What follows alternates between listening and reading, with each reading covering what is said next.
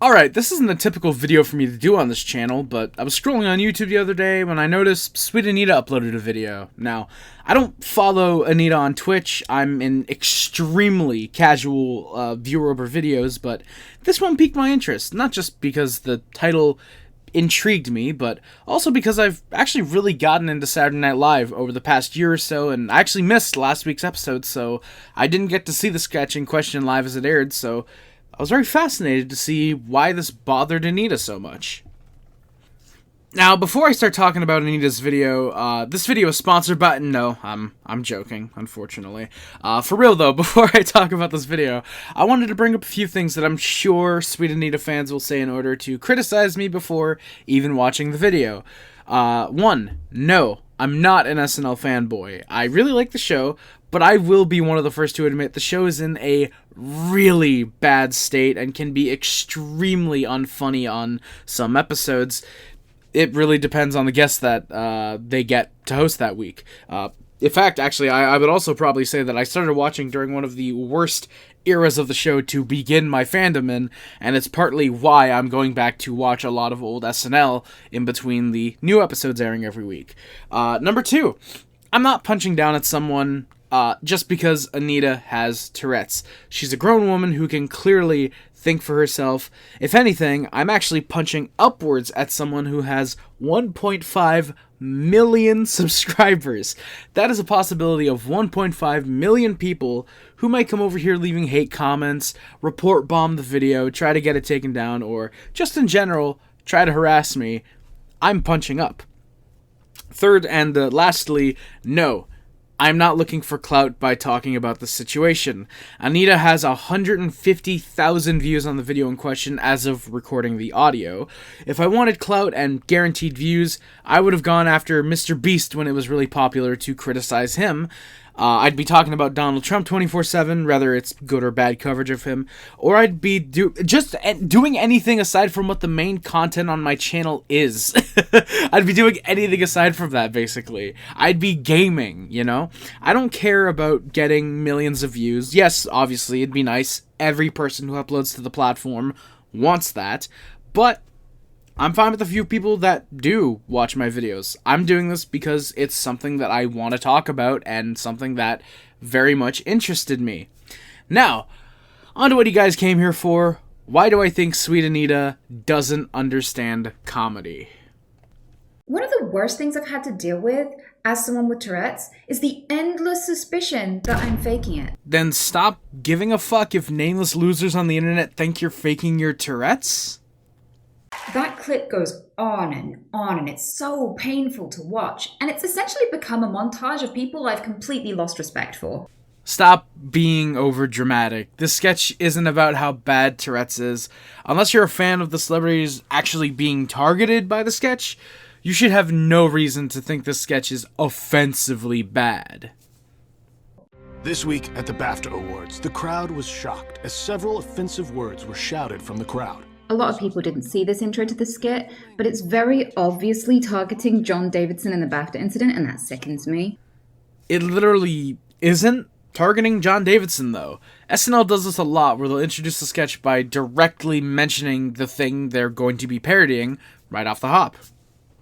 You might think it was just a joke, and normally I'm absolutely fine with people making jokes about Tourette's. I even do it myself. I mean, I loved Jack Whitehall's joke at the Brit Awards. This is the Brits. It's a little bit raucous. There may be some swearing, but don't worry. We have got the best in the business on the bleep button tonight. It's the guy who did the BAFTAs. Nothing gets past him. He's like Donna. Yeah, no wonder you love that joke, because it isn't about Tourette's or John Davidson. It's about the BAFTA team who didn't censor the words being said, not criticizing any poor innocent victim at all. The joke was pretty funny, though. I will agree with that.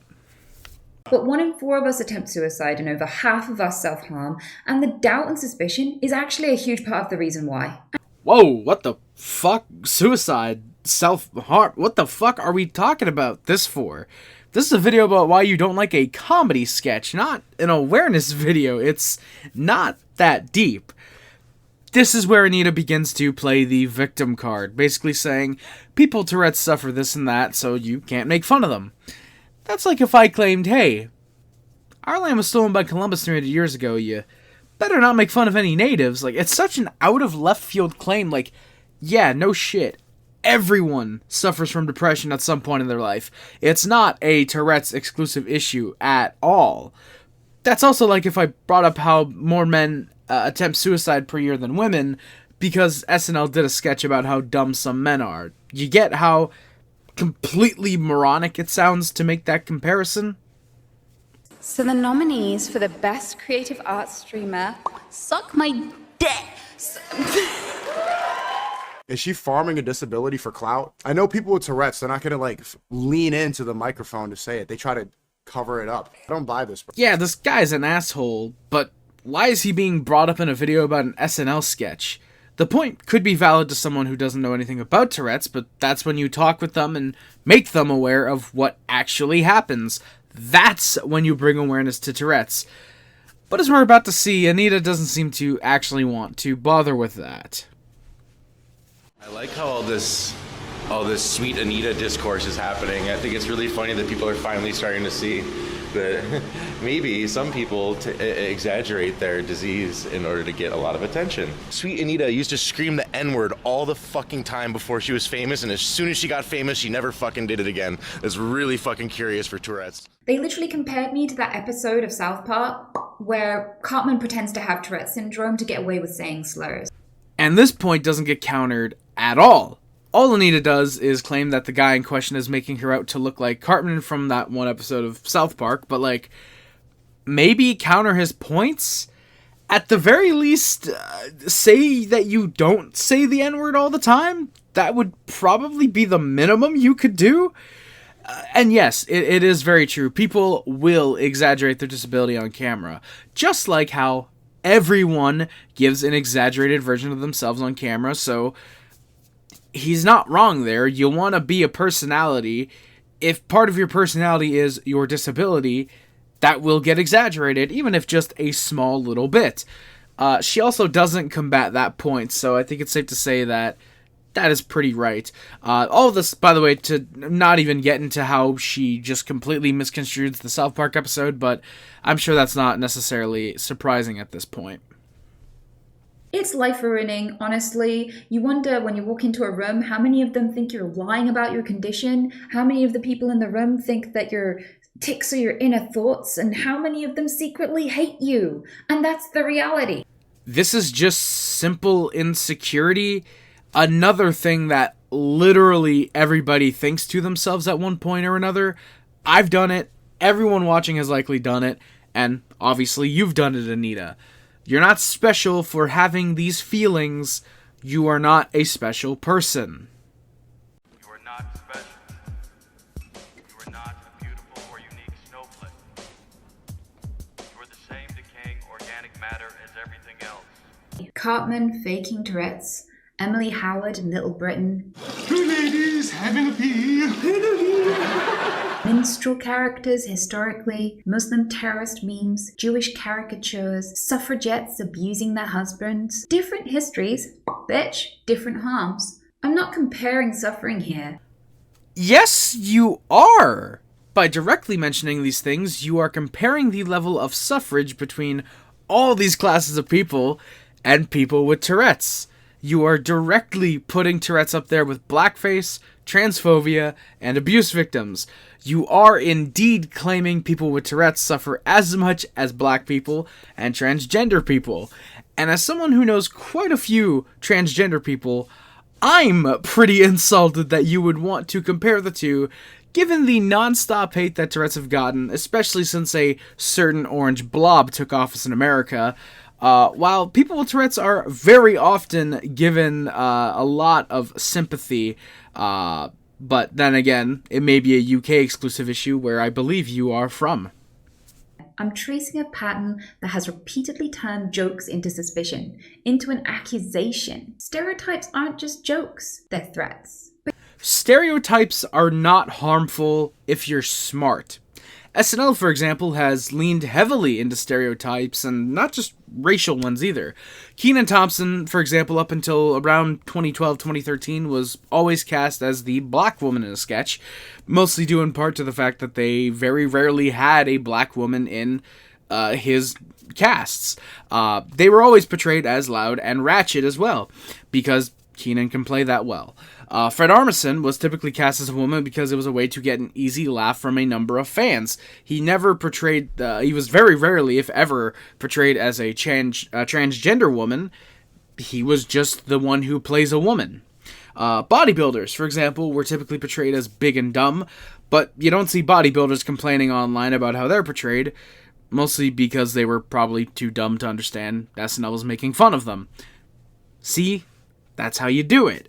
If you understand stereotypes are there mostly for humor, especially in modern day, and use them in a way to criticize said stereotype like SNL has done before and very likely will do again in the future, it's fine to lean into them. Here's how it works. It starts off as a joke and then becomes cultural shorthand. And then it becomes an assumption. And then it becomes an accusation. Yes, that is how stereotypes work.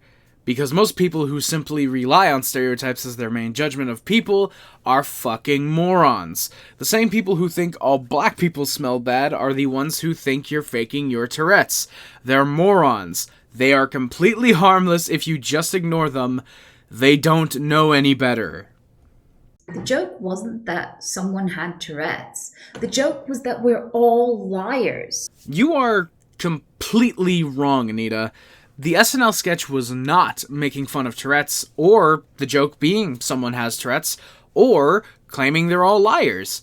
It's criticizing those who are clueless about Tourette's by making fun of celebrities who think using Tourette's as an excuse makes them exempt from being criticized for the bad things they've said in the past, and also in the process, making fun of what these people have said and or done. It's actually pretty genius considering a lot of people weren't smart enough to realize what SNL was doing with this sketch. It's not a sketch that claims Tourette's isn't real or that people suffering from Tourette's are faking. It's a fucking sketch on a comedy show. Stop overthinking everything and enjoy it for what it is. Bill Cosby in this sketch claiming he has Tourette's to avoid jail time for being a rapist isn't saying Cosby is not a rapist in the context of the sketch, nor is it saying that everyone with Tourette's is a rapist.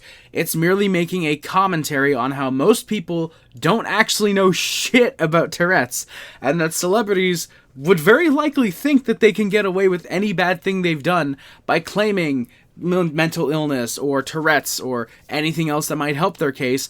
This is showcasing if they were actually willing to do that.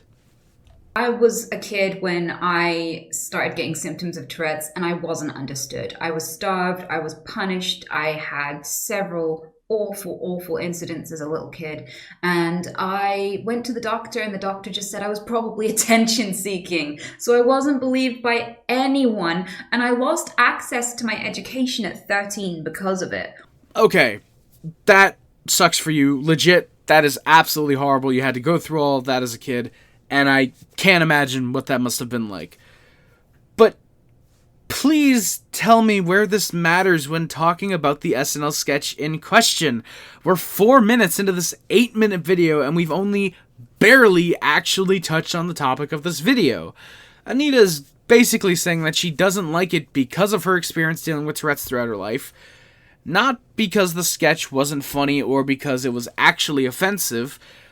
As I kind of just pointed out, she gives off a really bad interpretation of the sketch and what its meaning actually is. She's speaking through emotion when talking about the sketch and not at all trying to think critically or asking herself why she actually hates the sketch. Over half of us self-harm, and there is a staggering amount of depression and addiction among people with Tourette's. Once again, you mean the same thing that a lot of people without Tourette's suffer through? I understand the number is higher, but that's because there's way fewer people in the world who have Tourette's than don't. That's like saying, oh, depression is very high in people who have autism. Like, yeah, no shit. That number will be higher in people with some sort of disability over people who don't have any possible issues with their body or mental health or physical health, whatever it may be. People with Tourette's don't suffer more than any other group of human beings. We all suffer in one way or another. People with Tourette syndrome are over twice as likely to experience violent assault compared to the general population, and women with Tourette's are 4 times more likely to experience sexual assault. Based on what statistics? Where are you getting this info from, and where can I find it? It's your responsibility as a content creator to provide proof to your claims, not just one headline of a person with Tourette's that gets assaulted in public. Where is this twice as likely stat from? Is it just in your head? Is it somewhere that you've seen it and you conveniently can't find it anymore because you deleted your history? Like, where is this stat coming from? And even worse is the 4 times as likely to get sexually assaulted stat. Again, where the fuck is this from? You clearly know how to edit. You've done a lot of it. And hell, even for this part, you put a little text box on screen. Show me where the statistic is from. Aside from the emotional side of things, you're not explaining how this has anything to do with the SNL sketch or your feelings on it, aside from, I guess, trying to make some half-assed attempt at having people assume comedy sketches are the main reason people with Tourette's get beat up? If this sketch had mocked autism, there would definitely be backlash. If it mocked a physical disability, there would be apologies. If it mocked race or religion, careers would be on the line. You clearly don't watch SNL, Anita. You would know they have absolutely mocked race and religion before. Hell, funny enough, on the last episode of SNL, which, fair enough, this video was released before, but they literally made a joke about the Ayatollah, and also, as a part of Weekend Update, had Kenan Thompson play a priest who is very perverted. They have absolutely made jokes about race and religion before. You seem to think SNL is exclusively targeting people with Tourette's, specifically John Davidson, because you believe they just don't like people with Tourette's. To which I would say, and surprisingly for the first time in this video I'm saying this, you are very dumb for believing that. And again, it is clearly your emotions getting the better of you here. I'll post the full link in the description, hoping that it can be clicked for you in your country. Canada, a lot of SNL clips don't work, so just use a VPN. But I'll put a full link in the description to the In Memoriam segment from the SNL's 50th anniversary. But here's a few very small clips, and I do mean very small because NBC is a bitch when it comes to copywriting clips from SNL, as I imagine you probably had to deal with when uploading. But here's a few clips to combat what you are talking about. It will give me a job. Your job. Food by Champagne, you know. I'll take the rapist. Jane, you ignorant slut. When it was called Chasing Amy. Just shut up, you ass! Oh my God, Ben Affleck just yelled at that mentally challenged guy. Happy holidays to everyone except New Jersey.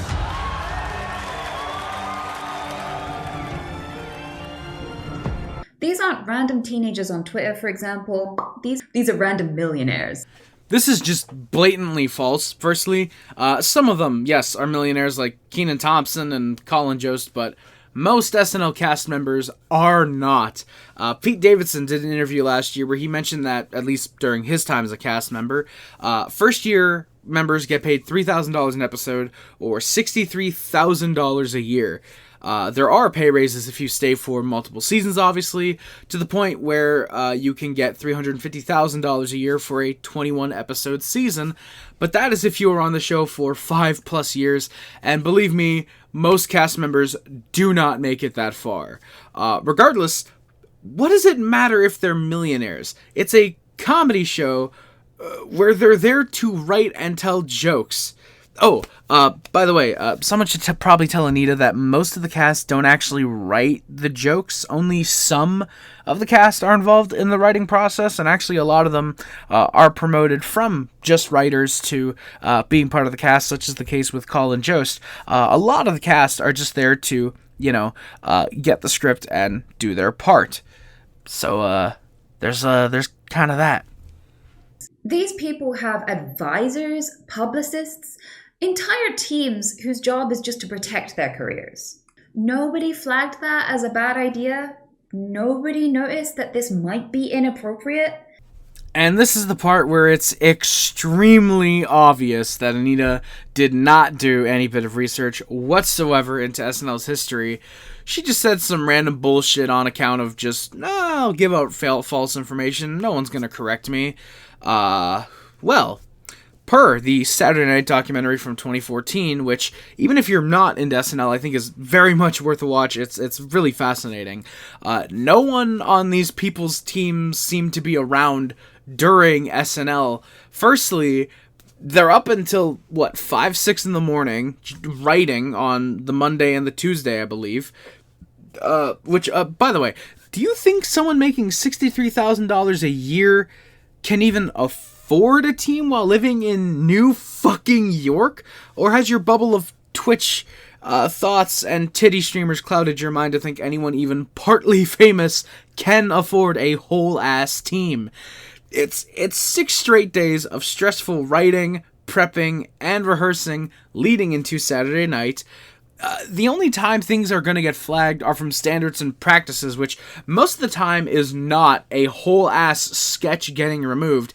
It's simple removal of words that can't be said, or sexual terms that can't be used. It's never removing a whole-ass sketch, let alone to protect any of the cast. If ever that gets done, it's in reruns, and a lot of the times it just seems to be replacing a sketch with the dress rehearsal version, which in most cases are very much the same thing, except typically a cast member breaking will be replaced with the version where they don't break, or if someone that they joke about happens to have passed away in a very short time span since the sketch aired. For example, I actually just recently watched an episode where Maya Rudolph returns to play Whitney Houston, joking about her drug addiction, and this is 2 months before Whitney Houston would die from said drug addiction.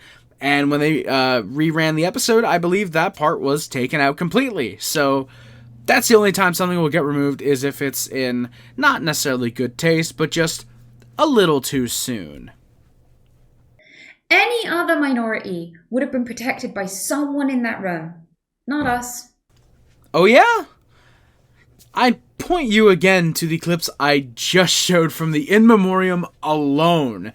As I mentioned earlier, I'm rewatching SNL currently, and I tell you, just the amount of clips I could have pulled from the 2005 to 2011 time frame would have easily been enough to show off the embarrassing lack of research you did before making this video. And we have been historically oppressed. People just don't know our history. Historically, I don't know, Anita. I think fucking slavery is just a little bit worse than people not knowing what caused Tourette's to happen in the first place. Just a fucking little. People with Tourette syndrome have been institutionalized. They've been lobotomized, subjected to exorcisms, medically experimented on, publicly humiliated, removed from public transport, denied services. Victims of hate crimes, we are an oppressed group. Okay, yes, that's all horrible. We've gone over that. Sucks it happened in the past. But when has most of these things happened in recent times? Aside from people being dicks following Tourette's sufferers around, when was the last time you heard of a person with Tourette's, scratch even Tourette's, when was the last time you heard of a person having to get lobotomized? You showed me one example each of the last four things, one of which you quite literally showed earlier in the video. If you have to reuse the same exact headline from an earlier point and can't find a second reference, it's not as bad as you make it out to be. Yes, it obviously still sucks. It happens at all to anybody. Racism is bad. Transphobia is bad. Discrimination is bad, of fucking course. But to act like people with Tourette's are treated worse than any other group is just purely playing the victim card and wanting people to pity you. John Davidson has had the worst 3 days since the BAFTAs incident, and so many people have turned against him. once again, where are the statistics? Tweets on Twitter? Because Twitter isn't real. Social media isn't real. Go out into the real fucking world and experience it. I guarantee you, for every person who now hates John Davidson, or John Derrickson, whoever he might be, there's at least 3 people who gain sympathy for him, and all Tourette's sufferers, because people have empathy, and context matters to 95% of people in the world. Anyone with a brain can tell John did not mean for the incident to happen, and I think especially even more so after he basically kicked himself out of the BAFTAs. It's the few people, ironically, such as yourself, who let their emotions take over that are saying this outlandish stuff about him and not caring at all about the nuance of this situation. Anita clearly is not caring about the nuance of the SNL sketch that she is complaining about. Even his bike got stolen. Damn it, I'm a black man and my car got stolen. Damn you in living color! You see how moronic that sounds to blame a sketch show for something that happened completely inconsequential to the show? Because I hope you do. I wouldn't go back again if I were them. Because if they really respected black people, they would make sure that we were protected. I think I'd have put my hands on that white boy. I love you. I know my publicist, she didn't hear that. I know she didn't hear. Yes, David Banner is an asshole for what he said, but he has zero influence. He's a rapper. Let alone, by the way, a rapper who hasn't even been relevant in damn near 20 years, and absolutely just said some shit to get eyeballs on him. He's the type of guy, I guarantee you ignore him, and he goes away. Just like every other no-name rapper from the early 2000s that still goes to events in the hopes of someone maybe recognizing him, and there's a comeback in the works, which never happens because David Banner's music was kind of fucking trash. Jokes about people faking their Tourette's aren't just harmless satire. They genuinely put us at risk. Jokes are jokes. If people are going to attack one another over a joke that was made, that is not on the joke or the person that made said joke. That person already had hate in their heart and were simply looking for an excuse to attack. Nobody is going to see this SNL sketch and all of a sudden say, all people with Tourette's need to die because they're clearly faking it. Just like how nobody who watches Tourette's guy actually thinks he has Tourette's. It's comedy. He's clearly over-exaggerating the condition for the sake of comedy, just like how SNL is going to critique things and make jokes for the sake of comedy. If somebody hates anybody dealing with Tourette's syndrome because of a joke, they are very fucking stupid. But is that on the person to not make jokes because someone dumb might do something because of it? Or is it on the person to actually firstly control themselves, but secondly, actually think of what they're doing before they do it? We as a society shouldn't police our jokes because the general public should be smarter than to believe a joke is 100% the truth about a person or a group of people.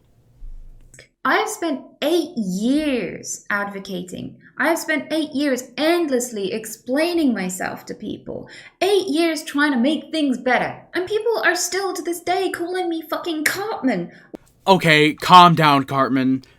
Seriously though, you say you've spent 8 years advocating for Tourette's awareness, then do it. Now's the time not to talk about the suicide rates. Give us actual knowledge about Tourette's. You suffer from it. Tell us about it.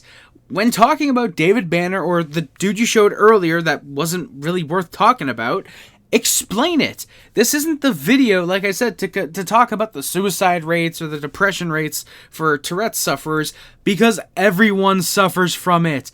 Talk about your condition and explain it so anyone watching who doesn't know will learn about it. Yes, I'm sure it gets tiring having to constantly explain this to people on stream or in a video or in the comments, but you should realize it's because people want to understand this stuff. They want to learn. If nobody asked about your condition, That's when you should be concerned that nobody is truly listening and nobody wants to listen. You have a fan base of 1.5 million people just on YouTube and 7 billion people in the world who are online who have a chance to hear you out and hear you advocate for Tourette's. Take the time and do it. 300 people in a Twitch stream means fucking nothing. Also, don't joke about your Tourette's if you don't want other people doing the same thing. It's the pot calling the kettle black type of scenario. We're going to be paying the price for this for years. I said that things were getting better, and I'm so sorry. I genuinely believed that was true, but I don't think it is true anymore. And I could cry for the next generation of kids with Tourette's because I thought we were going to be sparing them what we went through. And we're not.